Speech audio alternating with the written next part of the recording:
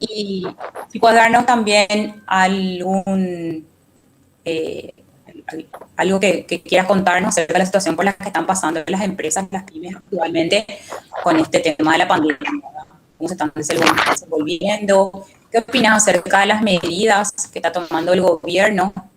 Y lo que hizo cada una de las empresas, de repente algunas tuvieron que cerrar, otras justamente aprovecharon la situación, abrieron, personas que se quedaron sin trabajo, encontraron una manera de empezar un emprendimiento y otras que se reinventaron, ¿verdad? Entonces, profe, te cedo la palabra y ya estamos grabando.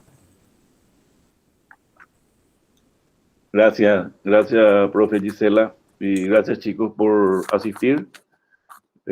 Yo voy a darle voy a usar una ayuda a memoria que después le voy a compartir a ustedes. Pero quiero compartir al menos la pantalla para que ustedes vayan siguiendo también. Ahora les comparto y pueden interrumpirme en cualquier momento, cualquier pregunta, aclaración, lo que sea.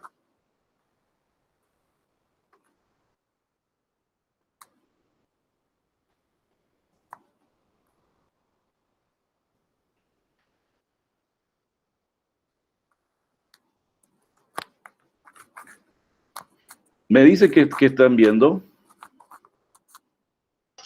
Un Word, profe. Ok. ¿Ven completo el Word, verdad? Ahí donde dice ustedes como futuro ingeniero a unos meses de terminar la carrera. Perfecto. Okay. Bueno, perfecto. Perfecto. Bueno, lo primero que les quería decir es que ustedes están cada vez más cerca de terminar su carrera, no sus estudios, porque eso va a ser de por vida, ¿eh? Pero deberían ir afinando sus observaciones con relación a la profesión que eligieron. Esta presentación yo quiero más enfocar en el sentido de cómo ustedes, o la profesión de ustedes, y ustedes como asesores de una pyme, ¿verdad? O como emprendedores de una pyme, que son los dos puntos que a ustedes realmente les va a ayudar, ¿verdad? Esas dos opciones. Los temas a abordar, bueno, según la exigencia académica, son 3. Pymes en el Paraguay. Vamos a mostrar algunos datos, económicos y sociales alrededor de las pymes, que no considero que debamos quedarnos mucho tiempo en este punto, porque los otros puntos son más útiles para ustedes en este momento. El segundo punto es el concepto de competitividad y estrategia competitiva. Nos vamos a repasar conceptos que ya vieron en comercialización y estrategia. Estrategia creo que se llama la materia. Y el punto 3, ¿qué ha cambiado en la economía, la industria y las organizaciones del siglo XXI? Vamos a discutir situaciones actuales y futuras próximas que afectan y afectarán notablemente a ustedes, bueno, a todos, ¿verdad? Pero ustedes van a recibir el mayor efecto porque están entrando recién en el mercado laboral. Entonces, pymes en Paraguay, ¿verdad? El Censo Económico Nacional del 2011 registra un total de 224.000 unidades económicas, de las cuales 203.936 corresponden a micro y pequeñas empresas. Y en diciembre de 2020, la Nación publica que en Paraguay hay 260.000 pymes. Y esto, con RUC, o sea, formales. ¿Ah? Y también en el 2011, esta cantidad exacta es con relación a las formales. Entonces, la primera conclusión es que no subió mucho en 10 años, ni aún en pandemia, de 203.000 a 3.900, casi 204.000 a 260.000, no es gran cosa con todo el esfuerzo que hizo el gobierno para que las pequeñas empresas se formalizaran y así recibir el subsidio. Aún así, no fue suficiente el incentivo para que se formalizaran. La característica nuestra en Paraguay es, ¿verdad? Como dice el punto 1, no hay buenas estadísticas en Paraguay, en casi todas las cosas, ¿verdad? Pero se pueden estimar con errores aceptables. Las pymes temen, tienen miedo de formalizarse por los costos que acarrean y porque la competencia no se formaliza. El dilema de la formalización es real y muy poderoso. Las pymes no quieren formalizarse por un motivo en especial. Y si mi competencia no se formaliza, yo me quedo en la trampa del upside de precios. Es decir, mi costo va a aumentar, entonces mis precios, mis gastos van a aumentar, entonces mis costos, mi precio voy a tener que alzar y voy a perder clientes con relación a mi competencia.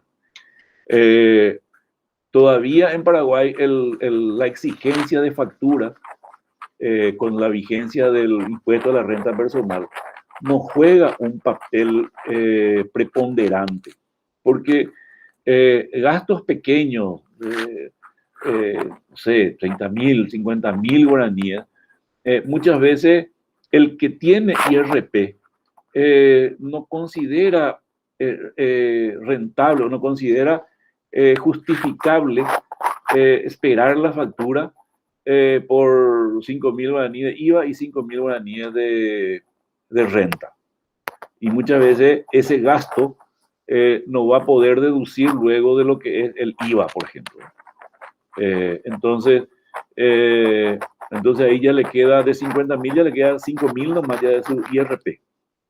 Entonces, esperar esa factura no le es justificable a quien tiene IRP con gastos de 50.000 guaraníes. Entonces, esa leyenda que el IRP va a hacer que todo el mundo vaya pidiendo factura, tampoco es muy real. Entonces, un temor real es la formalización de las empresas. Haciendo una estimación aquí en el punto 3, podemos decir que cada pyme genera en promedio 3 empleos, papá, mamá, hijo.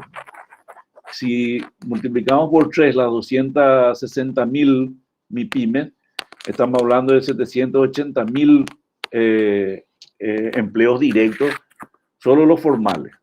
Si decimos que hay 100% más, el doble de informales, estamos hablando de 1.560.000 empleos directos, ¿okay? Sin contar los empleos indirectos. Las pymes y la regulación del mercado, ¿verdad? Para que no se vuelva oligopólico. Esa es otra característica muy importante.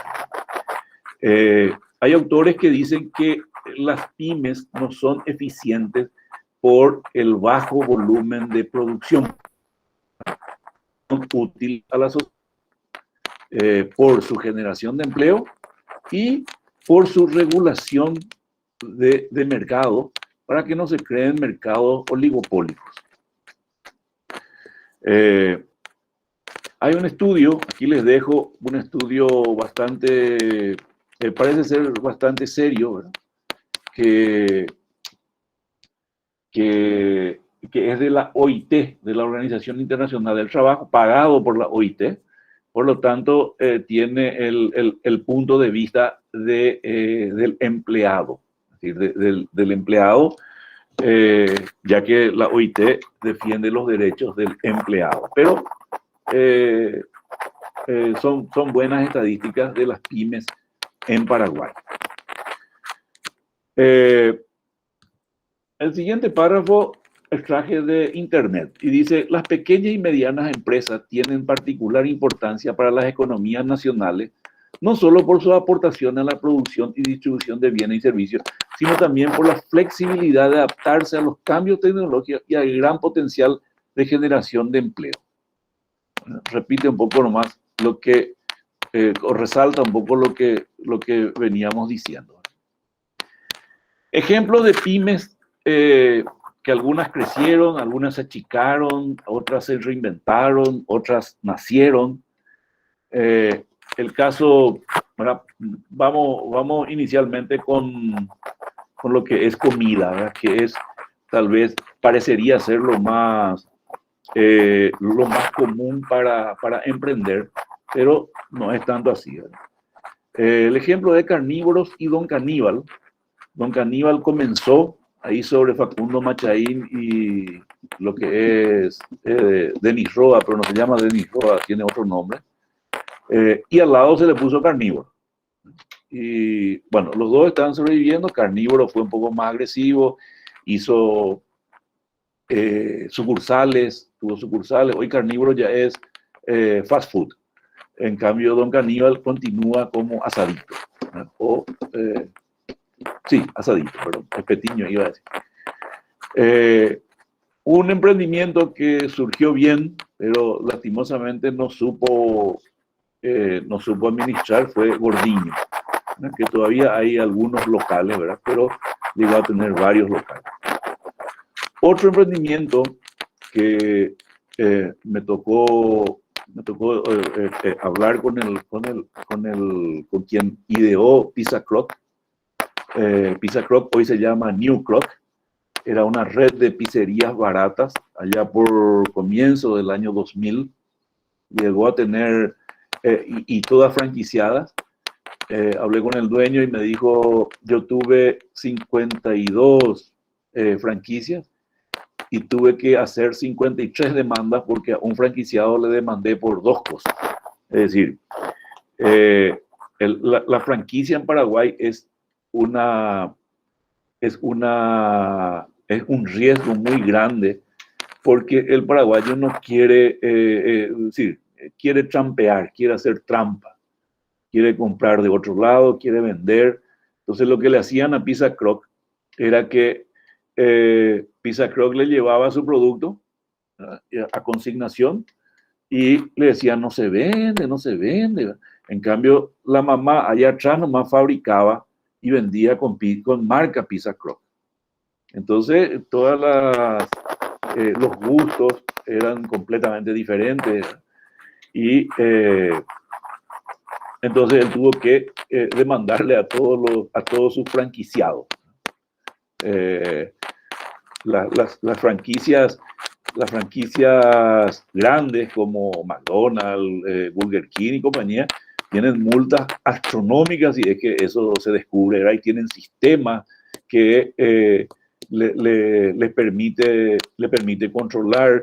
Tienen compradores misteriosos, ¿verdad? Que van a controlar si es que es el producto, o si mantiene la calidad del producto que dice el manual.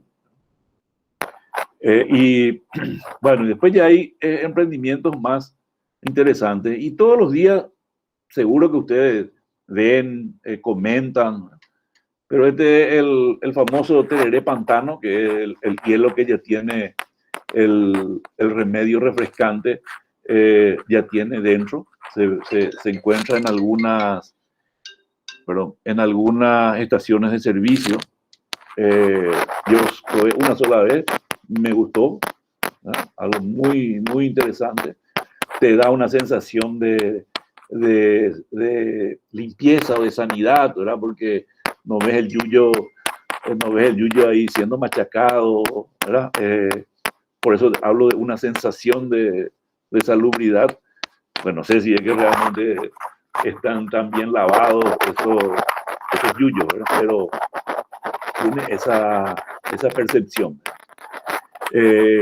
Ahora hace poquito he visto una estudiante en Encarnación, que hace ya un combo, el combo del tererupá, ¿verdad? Una empanada, el pojanón sa, y usa bastantes redes sociales.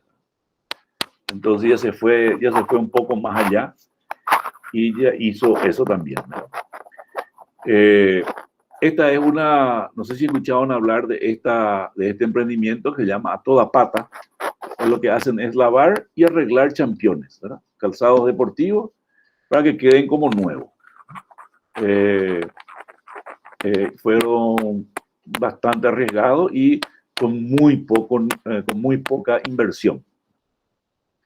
Marsupial son unos bolsos para las mamás, ¿verdad? Para transportar las cosas de los bebés que personalizan los bolsos, ¿verdad? Algo muy, muy interesante. Armonizate es cosmética natural ecológica, ¿verdad? Hacen con hierba paraguaya, hacen cosmética principalmente para mujeres, si bien que hoy los varones también ya están usando. Maderate, y acá me permito hacer una publicidad, porque es un emprendimiento de mi hija y su novio, que comenzaron en plena pandemia. Están remando bastante bien. Tienen desde septiembre a hoy, tienen casi 6.400 seguidores en Instagram, apenas con 50 y poco publicaciones, ¿verdad? Lo cual, y ¿verdad? Una inversión total de un poquito más de $1.000 en Instagram. Según la estadística, es algo bastante bueno haber conseguido esa cantidad de seguidores con tan pocas publicaciones y en tan poco tiempo.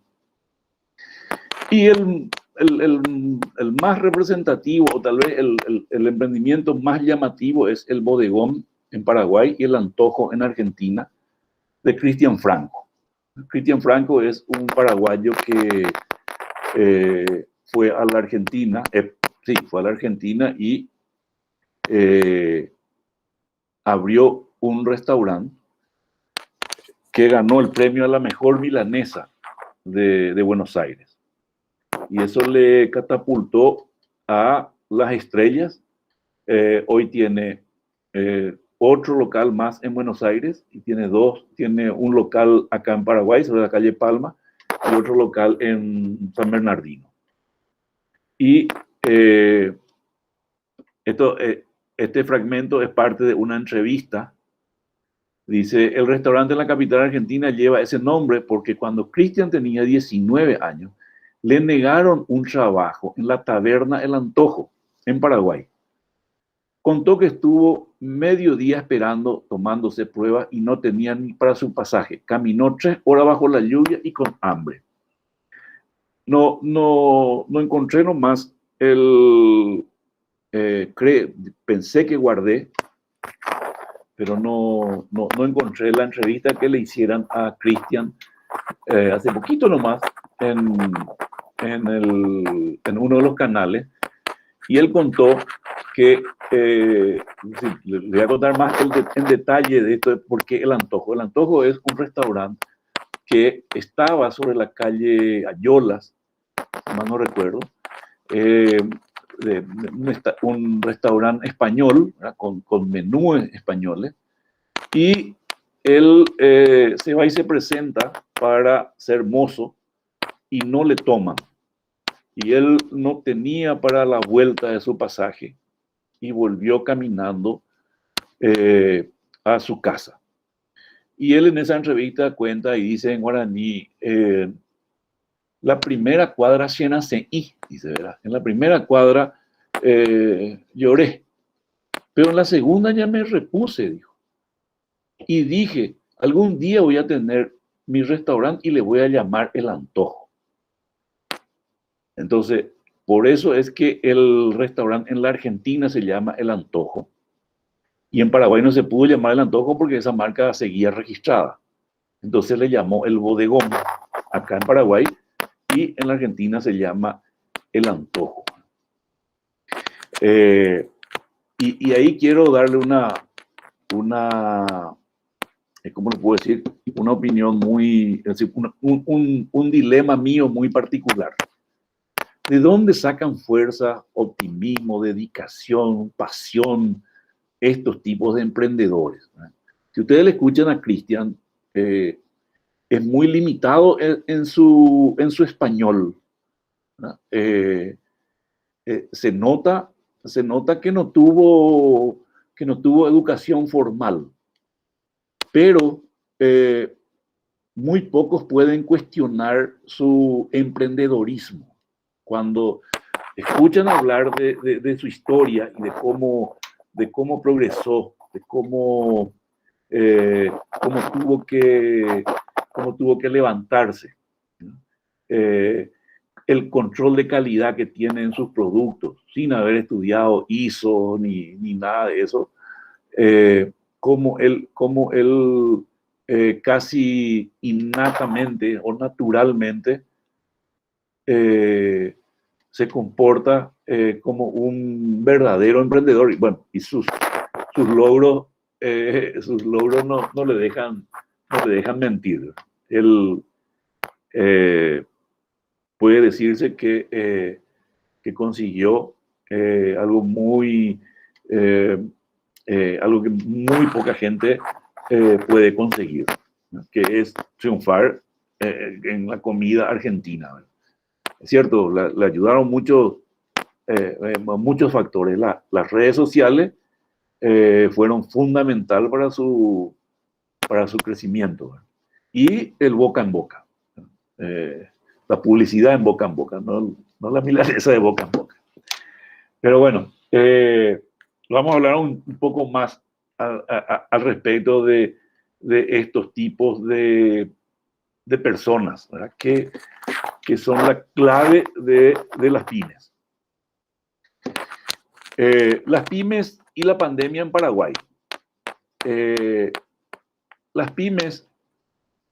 pandemia forzó a que se iniciaran muchos emprendimientos.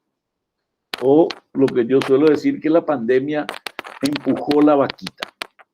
Hay un cuentito que dicen que un maestro y un aprendiz estaban recorriendo el campo y le agarra la noche en una casita muy humilde. Y le comienzan a preguntar, bueno, ¿a qué le pidieron que se quedaran ahí a dormir?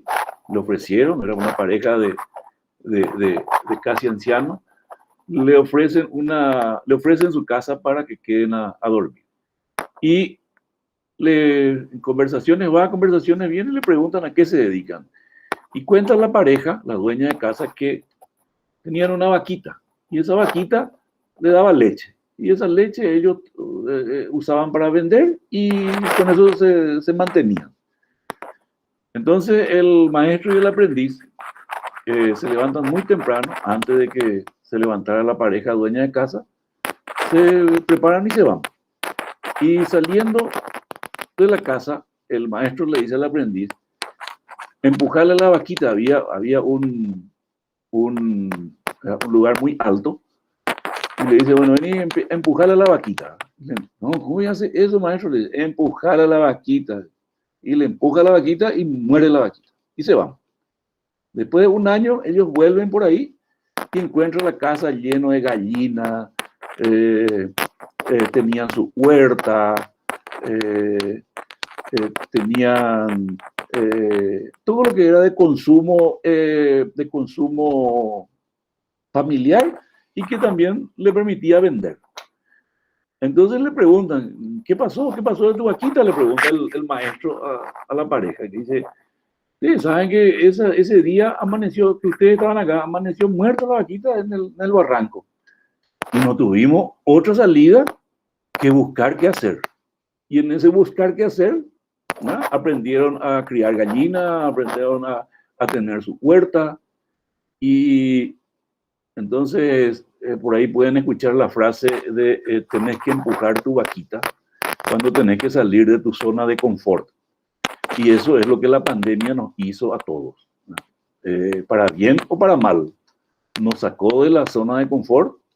Algunos van a salir y algunos no van a saber salir. Entonces, lo primero que hizo la pandemia con nosotros fue empujar nuestras vaquitas y ver cómo vamos a reaccionar, cómo estamos reaccionando sin esa vaquita, sin esa zona de confort. Lo segundo que hizo fue el comercio electrónico, que nos obligó a usar. Personas que nunca usaron comercio electrónico se vieron obligadas a usar comercio electrónico porque no podía salir de la casa. Empresas que nunca usaron comercio electrónico, como Casa Glutter, que es lo que usamos aquí en casa, tuvieron que aprender a usar comercio electrónico. Al principio se equivocaban en los pedidos, tardaban, ¿eh? Pero hoy la máquina está aceitadísima, que sin la pandemia no iban a tirarse a la piscina fácilmente al comercio electrónico, ni los compradores tampoco fácilmente iban a experimentar el comercio electrónico. Y lo último, ¿verdad? que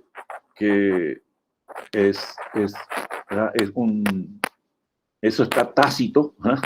Que es la formalización postergada. El gobierno va a dejar de presionar por la formalización por un buen tiempo, con tal de que den mano de obra,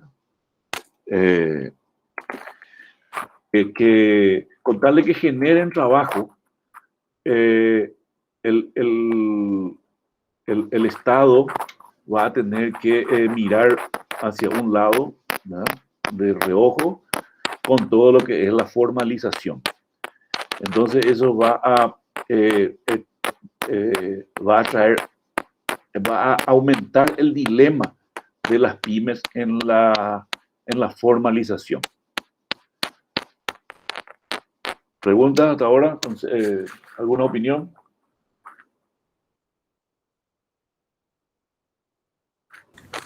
Bueno, seguimos. Conceptos de competitividad y estrategia competitiva. Una compañía tiene ventaja. Bueno, vamos a diferenciar un poco los conceptos, ¿verdad? Pero para eso, antes de diferenciar, vamos a repasar esos conceptos. Una compañía tiene ventaja competitiva cuando cuenta con una mejor posición que los rivales para asegurar clientes y defenderse. Y yo anoté acá: conocer debilidades propias contra fuerzas competitivas. En cambio, la estrategia competitiva consiste en lo que está haciendo una compañía para tratar de desarmar las compañías rivales y obtener una ventaja competitiva. La competitividad yo veo más como una foto de la situación competitiva o una fortaleza, debilidades de la empresa, en este caso de las pymes. ¿Okay? Y vamos a hablar del punto de vista de las pymes, no desde el punto de vista del gobierno hacia las pymes, o desde el punto de vista de las pymes hacia las pymes. Entonces, entre las fortalezas que se pueden detectar de las pymes, lo primero es la baja barrera de entrada y salida. Es decir, es fácil de entrar y de salir, es fácil abrir y es fácil cerrar. La segunda fortaleza es la flexibilidad de adaptarse a los cambios tecnológicos, económicos, procesos, etc. Al ser una empresa pequeña, le da mayor flexibilidad para estas cosas, si es que se tiene una cultura. Y ahí, en el esquema o en el punto de la cultura, la pyme también, a una pyme es fácil construir una cultura corporativa, aunque el término corporativo pueda parecer muy rimbombante para una pyme. Lo mismo puede y debe tener una cultura de su empresa. Muchos modelos de negocio exigen una cultura diferente.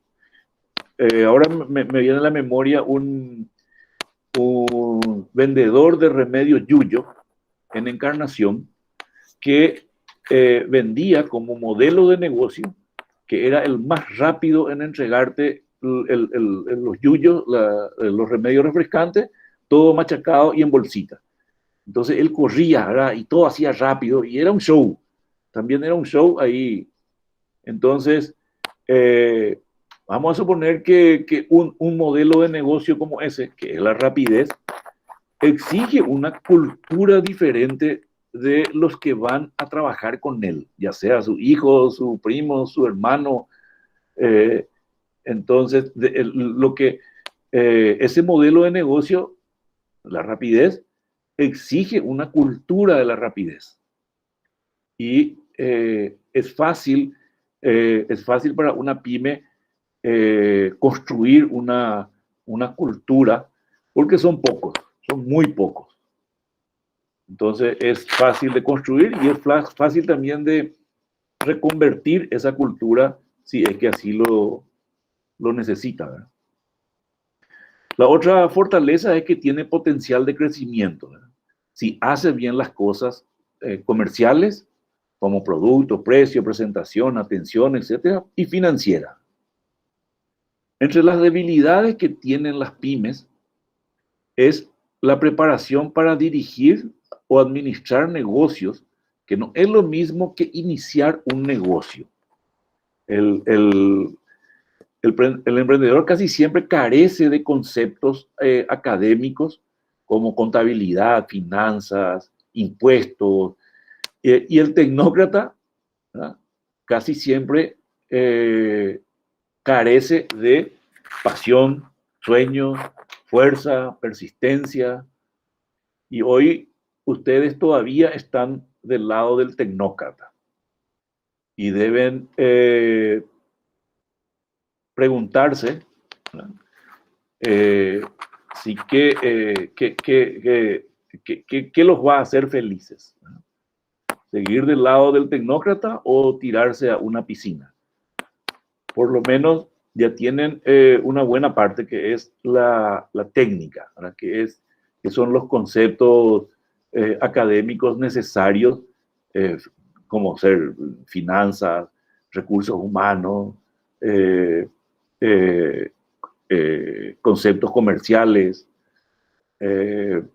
tienen mucha preparación para lo que es redes sociales, ¿verdad? Si ya no están dominando, o si ya no están usando comercialmente, van a aprender demasiado rápido. Una cosa que Cristian Franco, el de El Bodegón o El Antojo, todavía tiene que pedir ayuda para ese tipo de herramientas. Otra debilidad es la disciplina financiera para reinvertir ganancias. El emprendedor generalmente usa todo lo que gana para sobrevivir y tiene muy poco espacio para reinvertir. Y esa es una debilidad. Vamos a hablar un poco más abajo también, ¿verdad? Y lo otro es el volumen bajo de ventas, ¿verdad?, con lo cual le da poco espacio para crecer, si es que quiere y porque para crecer se necesita volumen, ¿verdad? Otra debilidad son los créditos caros que recibe como financiación, ¿verdad?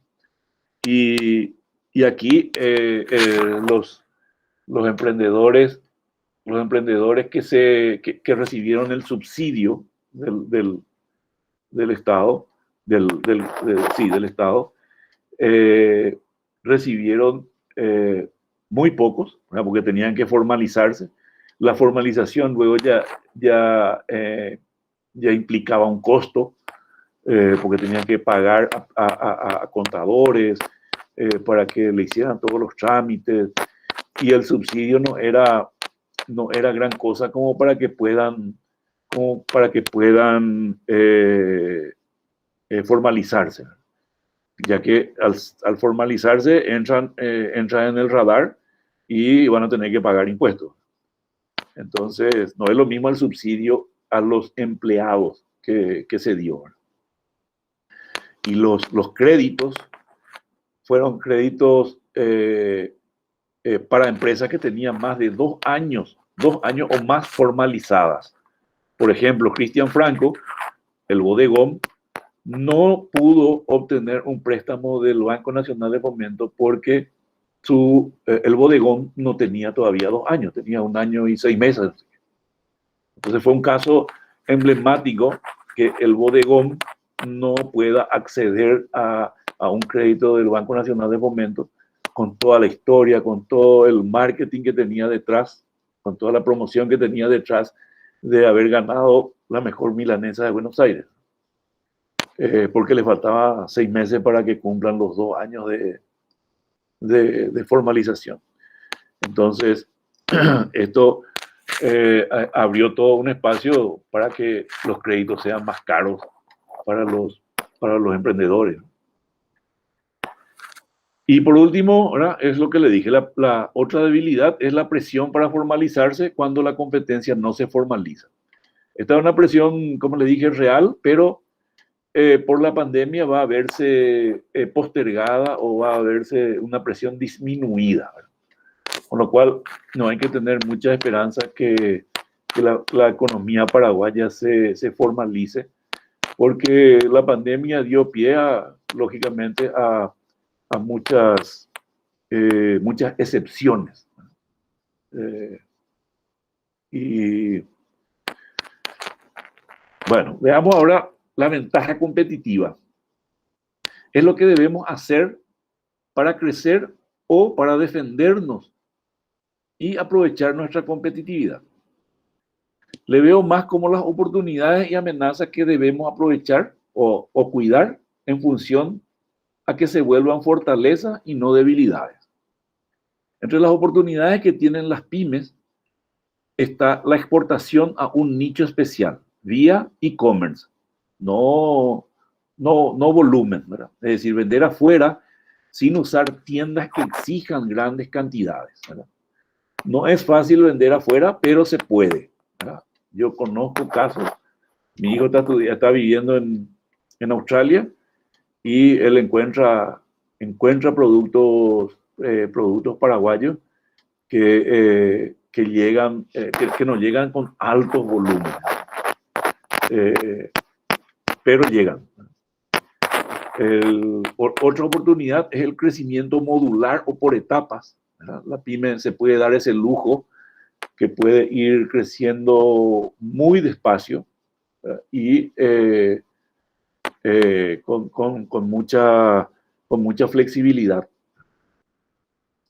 Lo otro es, la otra oportunidad es la posibilidad de integración hacia adelante o hacia atrás por el volumen bajo. Es decir, pueden pueden volverse o su propio proveedor, ¿verdad? O su propio cliente.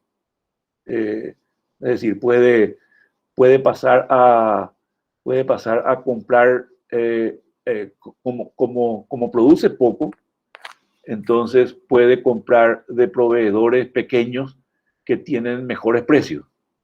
O si es productor solamente, puede animarse y le vende a tiendas, puede animarse a abrir una tienda y ser su propio cliente. Entonces esa es una oportunidad que tiene la pyme por ser chica. Y entre las amenazas está la alta competencia. ¿Por qué? Porque cuanto más baja es la barrera de entrada, más alta es la competencia y más cantidad de competidores van a haber. Ya sea si la barrera son tecnológicas o son barreras financieras, entonces lo único que hace es atraer más competidores. El caso de Carnívoro, que se puso al lado de Don Caníbal. No le mató a Don Caníbal, ¿verdad? Pero lógicamente le habrá la habrá afectado. Entonces es una barrera de entrada muy baja y eso hace que la amenaza esté ahí latente, ¿verdad? Ustedes pueden ver que es famoso, ¿verdad? Dice, el paraguayo no puede luego dejar de copiar. Dice, se abre un tipo de negocio y al lado, alrededor, el mismo tipo de negocio también se abre. Entonces, eso es porque la barrera de entrada es muy baja. Cada uno en su casa nomás. Yo vivo acá en Villa Elisa y hay todo un sector de ropas usadas. Y claro, comenzó uno y todos los vecinos le copiaron y no pagan alquiler, no pagan sueldo, porque todo es en la casa. Entonces la barrera de entrada es muy baja. El propio proveedor de ropa usada seguramente le incentivan al vecino al lado para que abra, ¿verdad? Porque al proveedor de ropa usada le conviene. Pero bueno, hay que convivir con eso. Y la informalidad conlleva a guerras de precios, ¿verdad? Es decir, si una pyme se formaliza, va a tener que aumentar su precio. Y si no hay formalidad, si no se formaliza, es una guerra de precios terrible, ¿verdad? Porque, como les dije, ¿verdad? Si el asadito se hace ahí en la vereda nomás, no tiene costo de alquiler, no tiene costo de transporte, no tiene costo de nada. Entonces, no hay factura, no hay IPS, no hay nada. Y ahí la cosa se complica para quien quiera ser formal.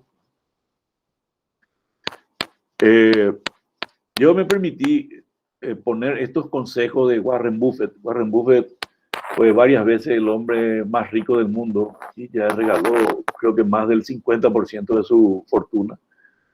Y sus consejos son consejos muy válidos para cualquier empresa y yo creo particularmente, en especial para las pymes. Buffett cree que la mejor empresa que se puede poseer o en la que se decide invertir o trabajar, dice él, ¿verdad? Esto también para ustedes, para que sepan elegir, ¿verdad?, dónde trabajar, es la que ofrece mejores oportunidades de ascenso profesional, ¿verdad? Es aquella que posee lo que él denomina una ventaja competitiva duradera. Bueno, sigue diciendo, esas empresas son las que tienen casi una exclusividad del mercado, lo que quiere decir que disponen de unos productos o servicios que jamás cambian. Son fáciles de vender y forman parte de la vida del consumidor. Bueno, esto mi opinión es que es muy difícil tener una ventaja competitiva duradera. El Océano Azul, del famoso libro Océano Azul, existe poco tiempo, si es que llega a existir.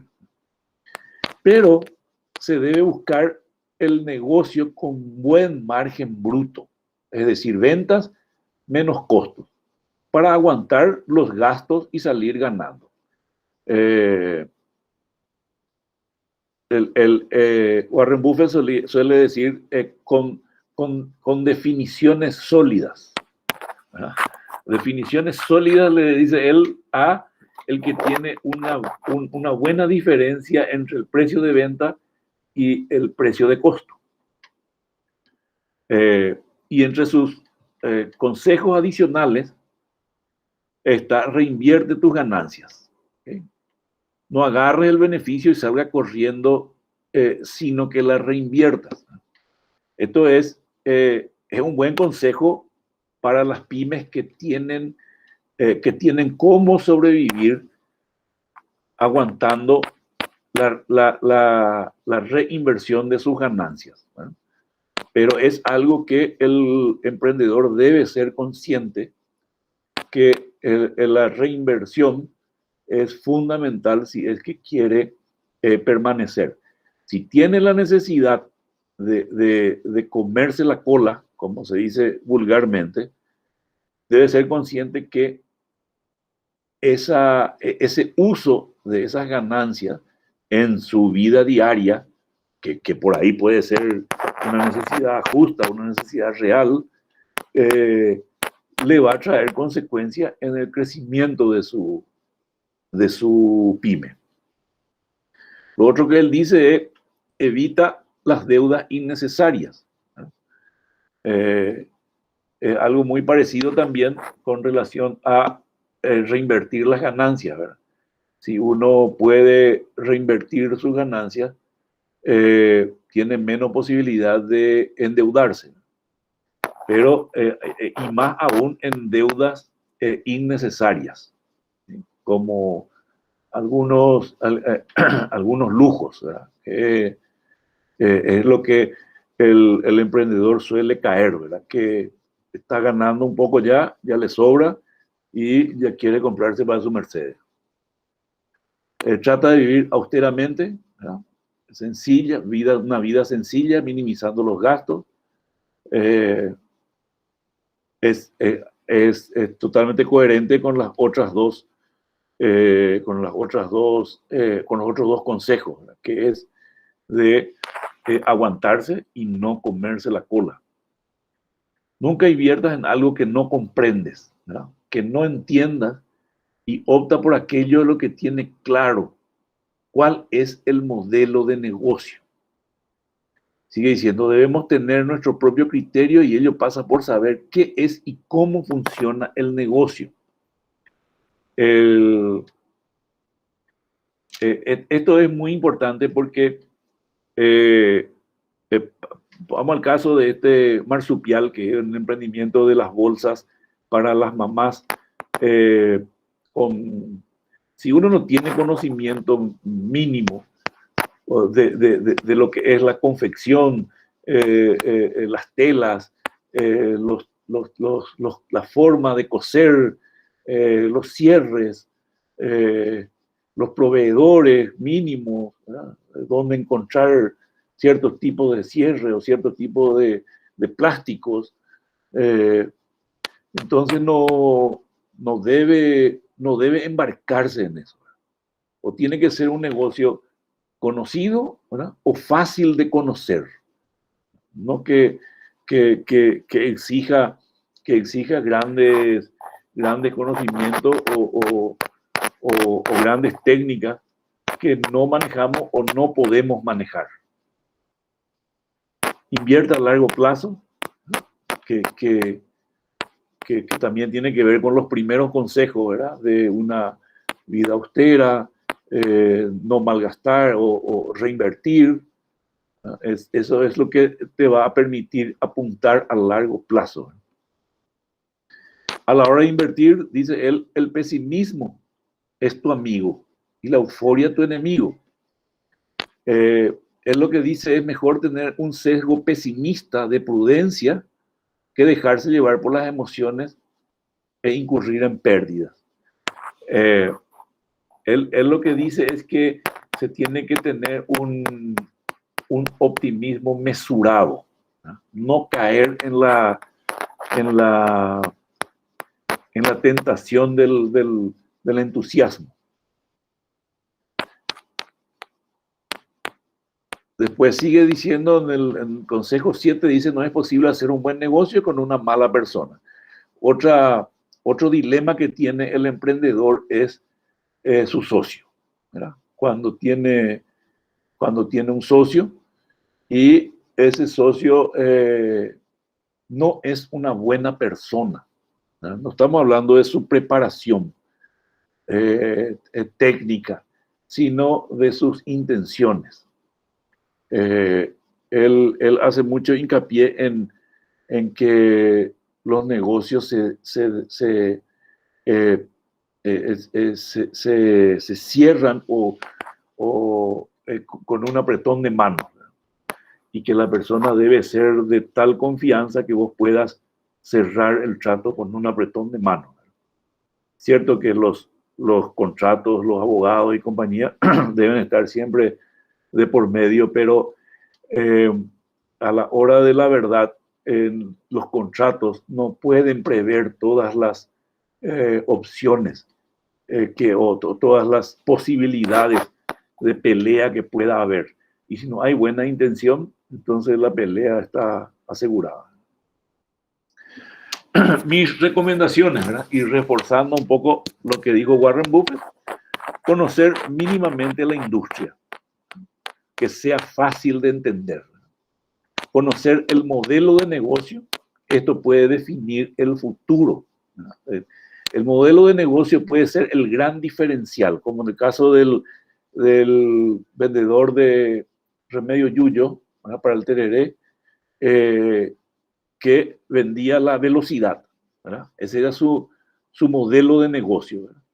Y eso puede hacer la diferencia. Y para él hizo la diferencia porque uno de los canales le entrevistó. Calcular bien el estado de resultado, es decir, márgenes, gastos, costos, etcétera, ¿verdad? Esto es, en esto, por ejemplo, ustedes ya están muy bien capacitados para asesorar a los emprendedores, ¿verdad? O en el caso de que quieran emprender algo, tienen que tener los lápices bien afilados. Les puede dar les puede dar buenas satisfacciones hacer bien estos cálculos, porque les puede dar tranquilidad en el sentido de que hay margen, hay buen margen bruto, o la información de que no es buen negocio porque los márgenes son muy apretados.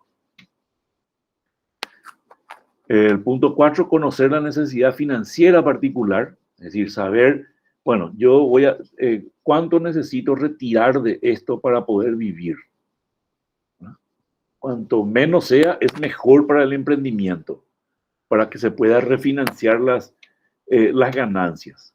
Pero para eso el emprendedor debe saber hacer su presupuesto de gastos familiares, particulares, para saber cuánto él necesita sacar de ese emprendimiento, con lo cual lo que saque de ese emprendimiento no va a poder reinvertir.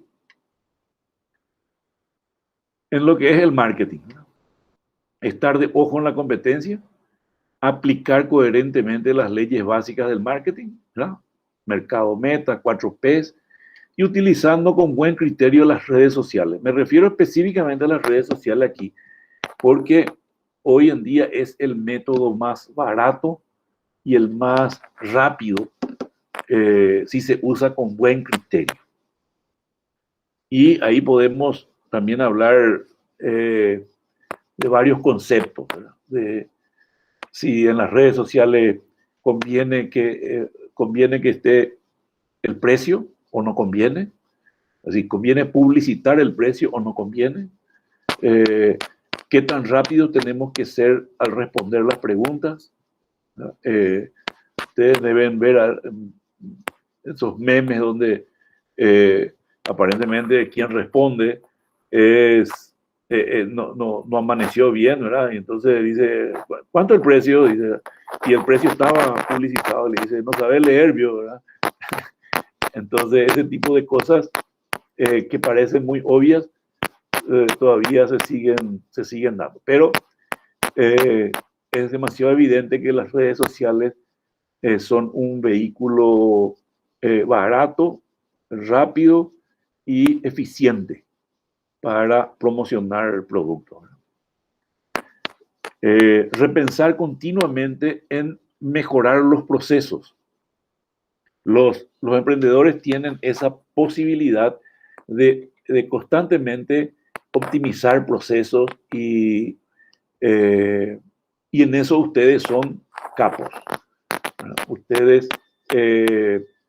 están preparados para optimizar tiempo, movimiento y equilibrar líneas de producción y todas esas cosas que ustedes estudiaron bien. Y créanme que puede ser un factor de competitividad el hecho de tener los procesos bien aceitados. Disminuye costo, mejora la calidad, se cumple en tiempo y forma los pedidos, los plazos. Entonces, algo que yo le puedo decir con conocimiento de causa es que repensar continuamente en las mejoras de los procesos es rentable. Mantener la máxima calidad posible, ¿no? Esto hoy en día puede ser ya estándar, ¿no? Uno puede decir, no, calidad ya es, hoy en día es un estándar, pero mantener, ¿verdad? Y que la cultura del equipo que trabaja sea celosa de esa calidad, eso es lo difícil. 8, mantener la mente abierta, reinventarse constantemente ante escenarios muy cambiantes. Yo le llamo ser una lancha y no un buque, ¿verdad? Sin esta cualidad es casi impensable emprender algo. Un ejemplo que suelo citar es la película The Founder o El Fundador, que habla sobre la historia de McDonald's.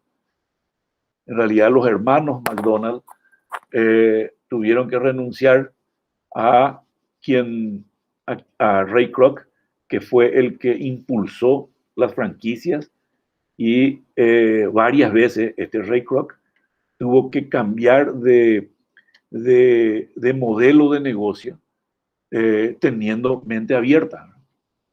Los que no vieron aún tienen que ver, y también van a ver cómo fueron los hermanos McDonald's que inventaron los procesos para hacer rápidamente una hamburguesa.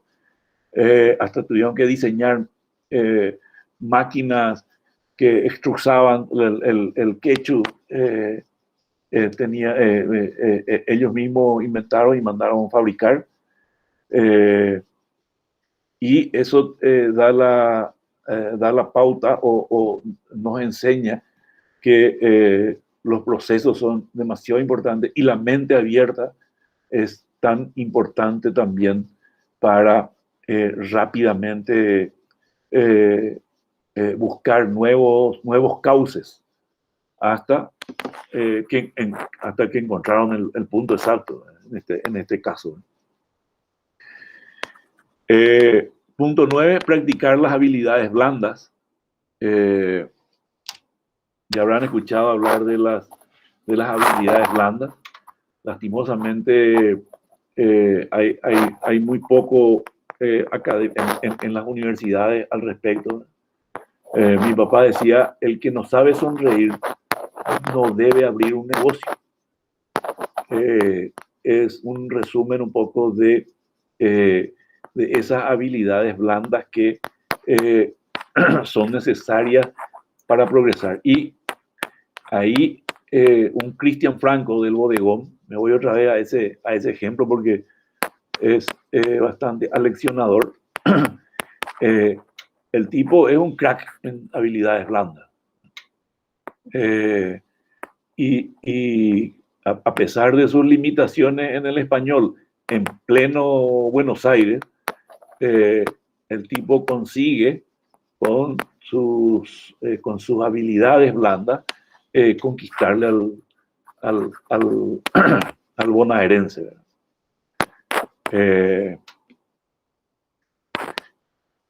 Y por último, pasión, ¿verdad? Frase atribuida a Warren Buffett: nuestra actitud de inversión encaja con nuestra personalidad y con nuestra manera en que queremos vivir nuestra vida. Por eso yo le hablaba a ustedes de que para emprender algo, el emprendedor debe saber qué es lo que le gusta y qué es lo que está dispuesto a renunciar. Hay una frase por ahí que van a encontrar que dice que un emprendedor trabaja 80 horas a la semana para evitar trabajar 40 para un imbécil. Y yo suelo decir que el empleado tiene un nivel de estrés y el emprendedor tiene el mismo nivel de estrés, solo que las fuentes de estrés nomás son diferentes. El empleado tiene el estrés de sus jefes, ¿no? De sus compañeros, de su sueldo bajo, que es siempre todos, ¿verdad? Creemos que ganamos menos de lo que nos merecemos. Y el emprendedor tiene un nivel de estrés igual, pero de fuentes diferentes. Le da estrés sus empleados, le da estrés el Estado, le da estrés la cantidad de horas que le tiene que dedicar a la semana. Entonces, yo suelo decir que el emprendedor y el empleado tienen el mismo nivel de estrés, solo que de fuentes diferentes nomás. Y por último, sobre este punto comparto una frase del extinto basquetbolista Kobe Bryant, ¿no? El que falleció hace poco tiempo atrás, se cayó su helicóptero. Dice, esos momentos en que te levantas temprano y trabajas mucho, esos momentos en que te acuestas tarde y trabajas mucho, esos momentos en los que no quieres trabajar, en que estás muy cansado y no quieres empujarte a ti mismo, pero lo haces de todas maneras. Eso es exactamente de lo que se trata el sueño o la pasión. Bueno, y por último punto, estamos un poco atrasados. ¿Qué ha cambiado en la economía, la industria y las organizaciones del siglo XXI? Cambió mucho y va a seguir cambiando, ¿verdad? Y no crean que es algo nuevo, ¿verdad? Khalil Gibran, un poeta libanés, escribió en el libro El Profeta en 1923: tus hijos viven en la casa del mañana que no podrás visitar ni aún en sueños. Esto es lo que nos dice que no es nuevo que cada generación traiga consigo grandes cambios, ¿verdad? Casi inimaginables, ¿verdad? Las redes sociales, la digitalización de los procesos, la globalización de los mercados, los conocimientos de la red, ¿verdad? Los foros, YouTube, ¿verdad? Etcétera, hicieron de este siglo uno de los más agitados en comparación con el siglo anterior. Hoy, más que nunca, el conocimiento está democratizado. Todos leemos los mismos libros, googleamos las mismas preguntas. Existen planos en Internet, habían bajado ya, pero existía, una persona levantó un plano para hacer una pistola con impresora 3D. Hoy ya la información casi ya no es una ventaja competitiva, sino qué hacer con esa información, ¿verdad? Y no hablamos aún, ¿verdad?, de lo que nos depara el 5G, la impresión 3D, la inteligencia artificial, la realidad virtual, la realidad aumentada, la computación cuántica, y podemos citar más cosas todavía. Les quiero contar un ejemplo de cómo ya está funcionando la inteligencia artificial, ¿no? Leí un artículo que una empresa inglesa estaba ofreciendo en forma gratuita un contrato, la confección de un contrato de confidencialidad entre partes, para no divulgar conocimientos que las partes compartían entre ellas, y era gratuito.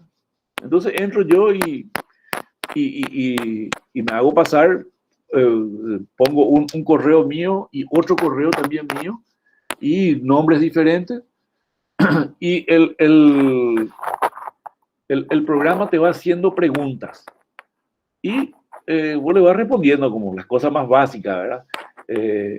¿Quién es el primer firmante? Fulano de tal. ¿Quién es el segundo firmante? Sultano. Dirección, correo electrónico, ¿verdad? Y preguntas muy básicas, hasta que llegó en una pregunta que decía, bueno, cuidado, esto es lo más importante porque aquí se tiene que detallar lo que se va a cuidar. Así que datos se van a compartir que quieren cuidar, que no se divulgue esa información. Entonces le puse yo cantidad de empleados, sueldo de empleados y contrataciones específicas, puse, ¿verdad? Y bueno, terminó en el último paso y dice, bueno, usted tiene que apretar Enter y van a recibir las dos personas de las dos partes, van a recibir un correo donde va a tener dos archivos, el contrato y la explicación en otro archivo la explicación del contrato. Entonces, le doy Enter, al toque llegaron los dos correos, ¿verdad? Y en el correo decía, este contrato fue realizado por un abogado robot. Si usted quiere consultar con un abogado de carne y hueso, ¿ya? Tómese la libertad, bla, bla, bla, bla. Y tenía dos archivos. Y porque era una persona la que redactaba, la que iniciaba ese proceso, ¿verdad? Y a la persona que inició ese proceso le llegó, en la explicación del correo, llegó que una aclaración, decía, cuidado, ¿verdad? Contrataciones específicas, que yo quería, que era uno de los puntos que yo quería salvaguardar, que no se divulgue, me decía, cuidado, esto es muy ambiguo, ¿no? Esto tiene que ser más detallado. Eso ya hizo la inteligencia artificial en segundos. En segundos detectó que querer salvaguardar o querer mantener la confidencialidad en contrataciones específicas era demasiado arriesgado, que había que ser más detallado. Entonces, eso estaba en forma gratuita dada la empresa. Hay otra empresa que compite con los abogados y escribanos, contadores, y es una empresa informática que se llama Wonder Legal, que está en Argentina, no está en Paraguay porque somos demasiado chicos, ¿verdad? Pero está en Argentina, está una empresa francesa que debe tener, no sé, tal vez casi 100 tipos de documentos que te ofrecen. Es decir, vos querés pedir sos empleado y querés pedir un permiso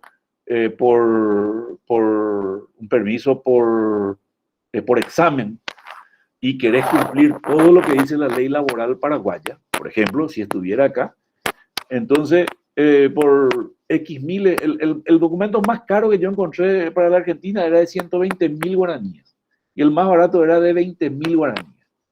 Hasta pedido de divorcio se puede hacer a través de esa empresa, que te va llenando los datos y le agrega los artículos de la ley paraguaya o la ley de ese país. Entonces, ¿qué es lo que les quiero decir con eso? ¿Verdad? Los contadores, los abogados, escribanos, están siendo amenazados por una empresa de informática, que lo que hizo fue tener una web bien pensada, contratar algunos abogados, contadores o escribanos acá en Paraguay, da toda la información. Y los tipos venden por chauchas y palitos. Entonces, todo eso de que aquí falta mucho para que llegue la inteligencia artificial y compañía, cada vez está más cerca.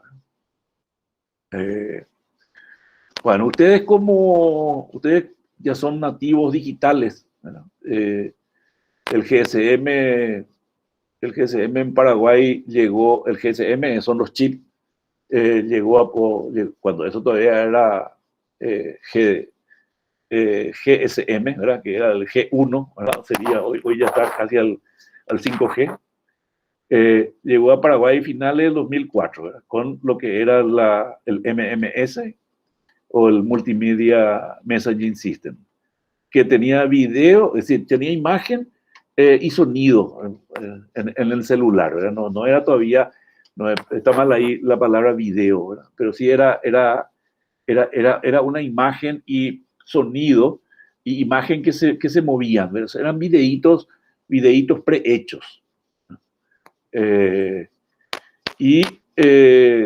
Bueno, ahí comenzó la gran carrera, ¿no? Lo que ustedes hoy conocen, y que no sabemos todavía cómo va a impactar el 5G, que promete una velocidad que hasta ahora no alcanzamos, y eso lo que va a traer es que van a poder existir aplicaciones mucho más complejas en el teléfono que van a poder transaccionar.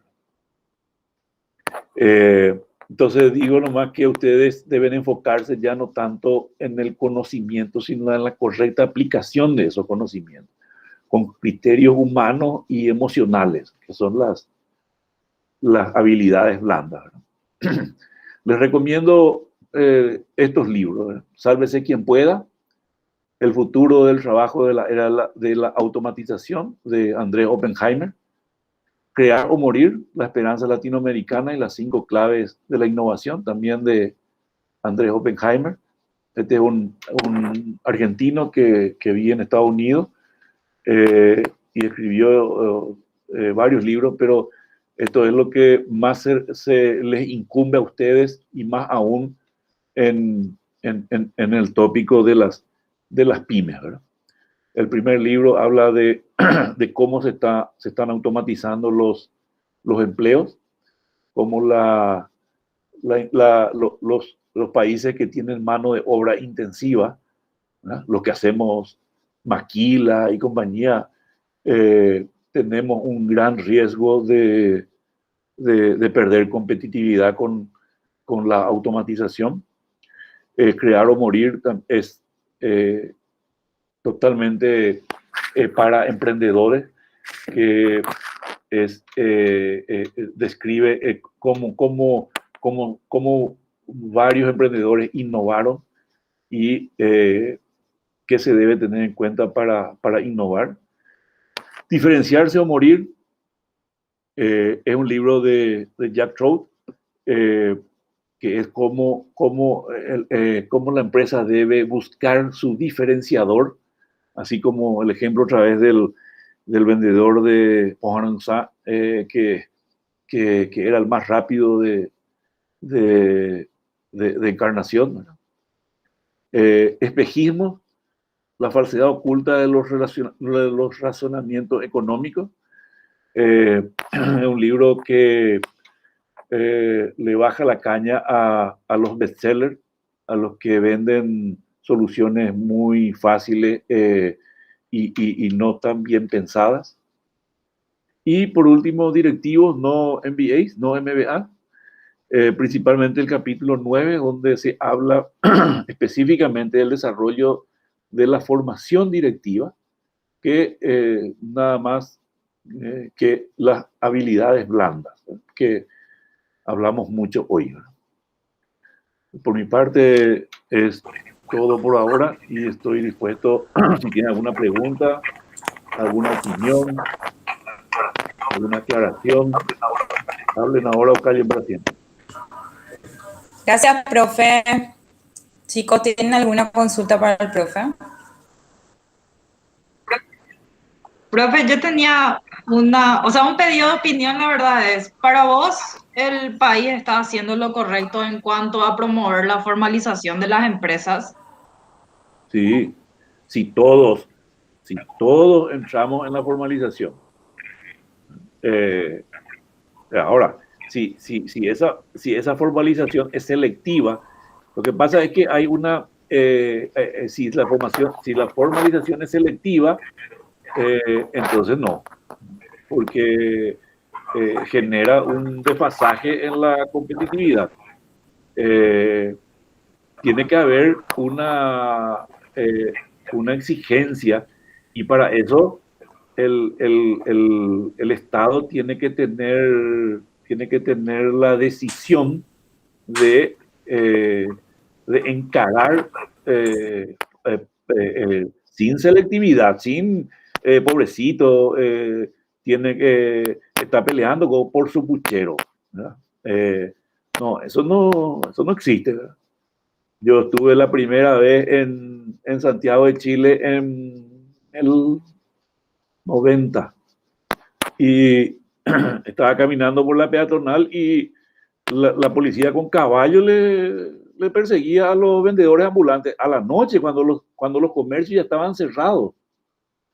Y nosotros acá en Calle Palma, ¿no? O abrí un negocio y enfrente se te pone a vender medias Adidas falsificadas.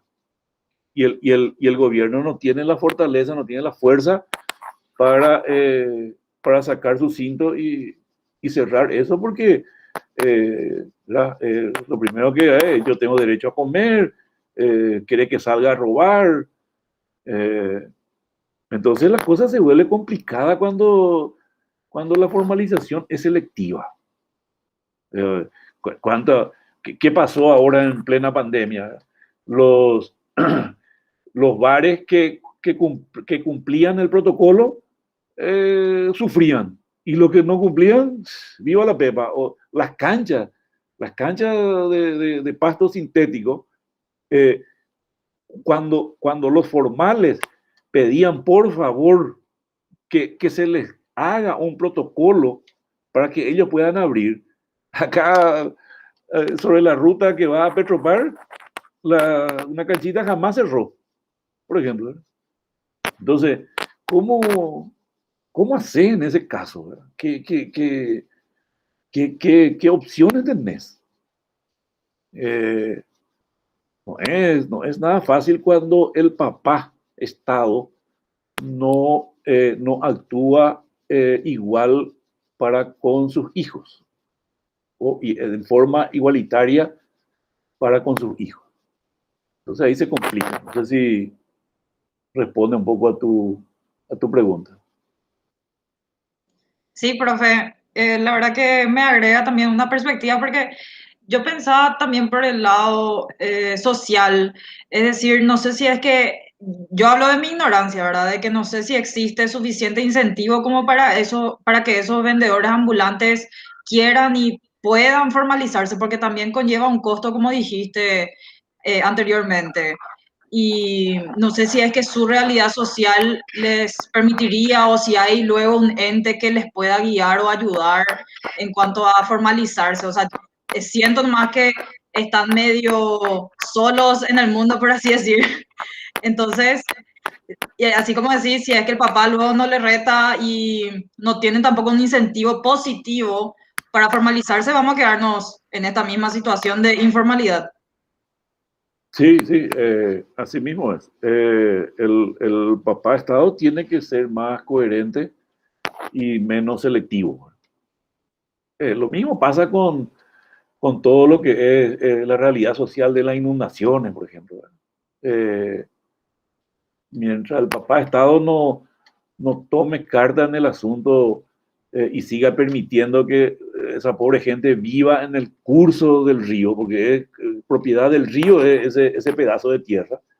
Entonces, eh, no vamos a ir lejos, ¿verdad? No, eh, el, el empresario o el emprendedor no es estúpido, ¿no? Él sabe que pierde ciertos beneficios al no ser formal, pero al formalizarse él pierde mucho más beneficios. Al estar bajo el radar del Estado, ahí ya le vienen los inspectores, ahí ya le vienen los pedidos raros, ahí ya le molesta Ministerio del Trabajo, ya le molesta IPS, ya le molesta Industria y Comercio, ya le molesta la municipalidad, dice, no, acá no tenés salida de emergencia, no, acá no tenés extintor, y ahí todo suma. Eh, y nosotros en el 2004, cuando comenzamos a vender en Ciudad del Este, Ciudad del Este era en 2004, claro, 16 años atrás, 17 años atrás, nosotros estábamos obligados a facturar y estaban las famosas cabinas, no sé si alguien todavía sabe lo que eran las cabinas telefónicas donde la gente se iba a hablar por teléfono, porque no había muchos celulares ni muchas líneas bajas en las casas, y ahí se vendían las tarjetas que se raspaban, que todavía pueden encontrar en algunos lugares. Y nuestro vendedor estaba obligado a facturar. Entonces sacaba su factura al vendedor y le decía al dueño, ¿qué va a hacer? No, te iba a facturar. No, estás loco, le decía. No quería ni que en nuestra factura figure su nombre, aunque sea. Entonces el vendedor, ¿qué tenía que hacer? Le vendía como si fuera sin factura y después se iba a nuestra oficina y así a mano la factura y rompía el original, tiraba el original, porque el comercio no quería saber ni figurar en la factura del proveedor. ¿Me explico? Sí, así mismo, yo creo que eso debe ser muy común acá en el país. Muchísimas gracias, en serio, profe, y perdón que se alargó mucho la clase, pero No, demasiado quería preguntar. no, está bien. Bueno, ¿alguna otra consulta?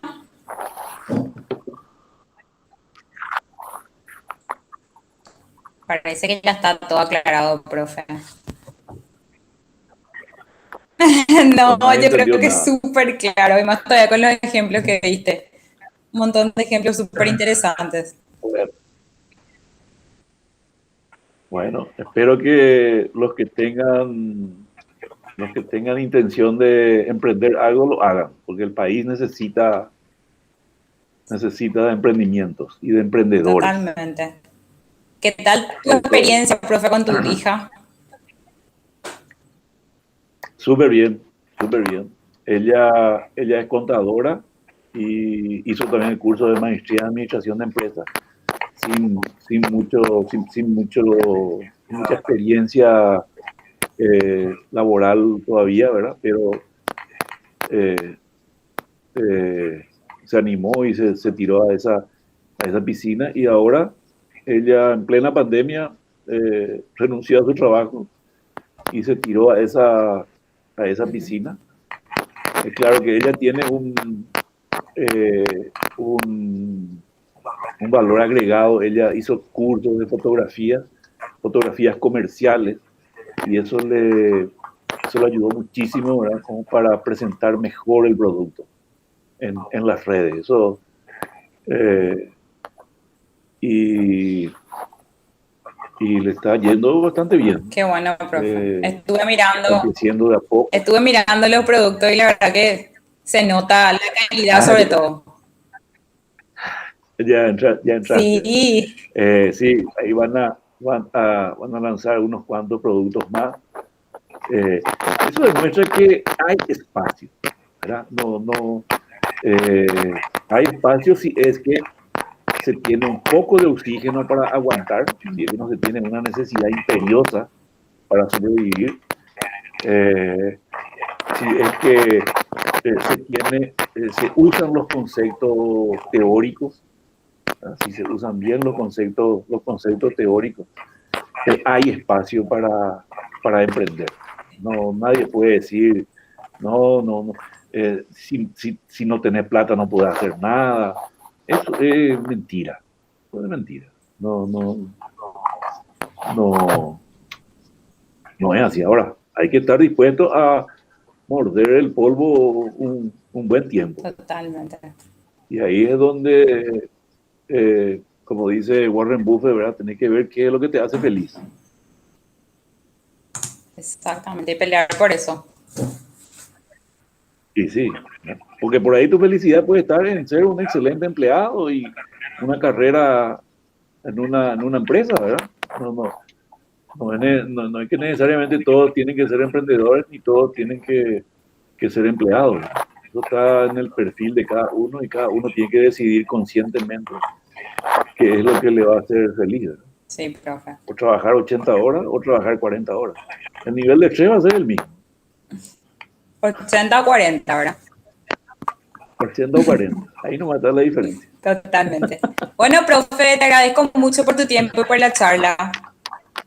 Gracias a vos, profe, también por la confianza y a los chicos por aguantar. Claro que sí. Vamos a estar subiendo el material enseguida en el Classroom. Bueno, Gracias, profe. Dale. Yo te paso el Dale, Word, el Word para que alces. Gracias, chicos. Listo, gracias. Chau, chau. Chau, chau.